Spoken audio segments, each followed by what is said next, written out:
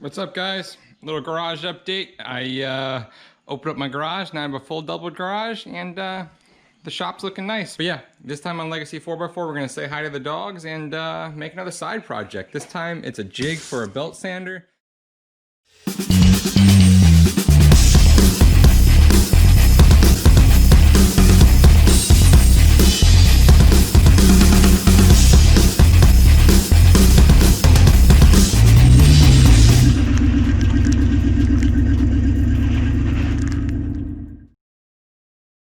They're like, hey, look, we got a whole garage to walk around in now.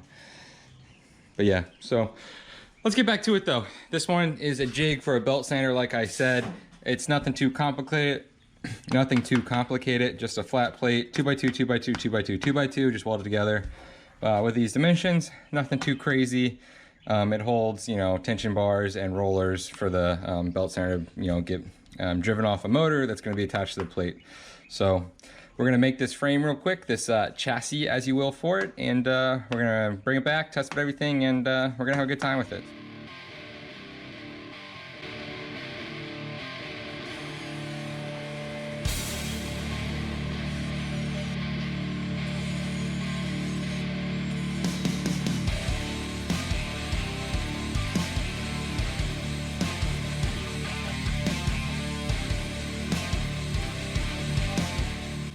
Alright, that's all even and tacked in, so let's hit this final weld and finish this chassis up and then make the plate mount for it.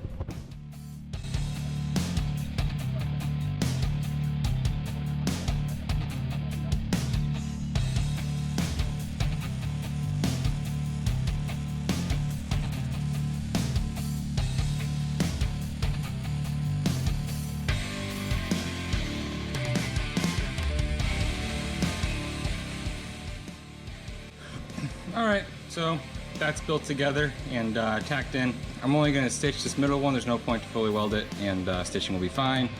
All the legs are fully welded and these are fully welded to the side. So let's go design up a base and make a base. So there's the base plate that I'm going to use. Just going to plasma cut this out real quick and then add a substructure underneath it so it doesn't flex. And yeah, that's about it. Let's go ahead and zap this one up.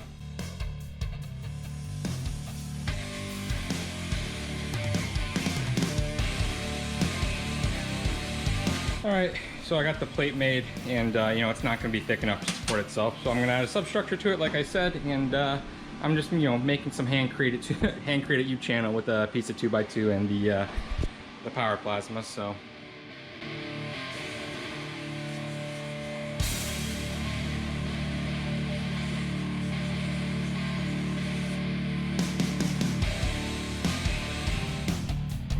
alright, not the prettiest stitching on the base, but that is there. There's the jig. That's how it's going to sit on top of it, and the motor's going to get plated right there. So gonna burn these in, and I'm probably going to gusset the jig onto here. That way there's some triangulation going to it, and it's not just sitting there, just weld it. So last step, burn in.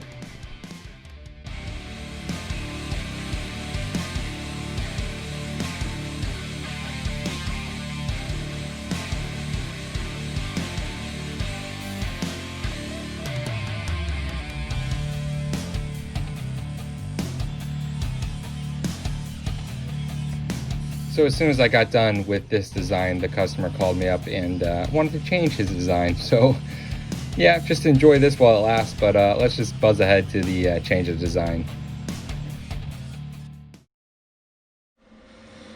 So I made some modifications to it. I went ahead and just used a 1/4-inch plate as a base plate. Those are notched for the motor. The motor is actually going to be pushed over there, and it's tensioner. There's a spring inside here holding this up, and that tensioner will be tighter because right now there's 2 inches travel and I don't actually need that. But yeah, that's the final product. This is how it all comes together. As you can see, back plate here for the 72-inch sanding belt. Motor's going right there. 1/4-inch thick base plate with a 1x1 runner to allow room for bolts. And yeah, that's it for that one, guys. Sorry for that little jump at the end. Just had a little change of thought on how to finish the product. And it looks like the dogs are coming out to hang out in the rain. Yeah.